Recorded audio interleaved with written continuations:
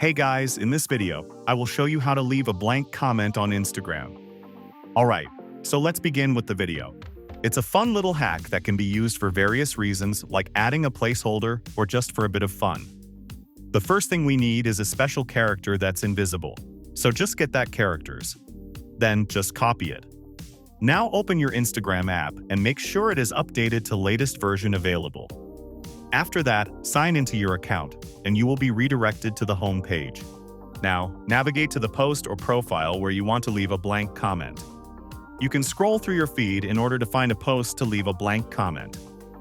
Once found, tap the comment box and paste the invisible character you copied earlier. That's it. Hit the post button, and you'll see a blank comment appear. So that's basically how you can leave a blank comment on Instagram. So that's all for this video. Consider subscribing if you find it helpful, and I'll catch you in the next one. Thanks.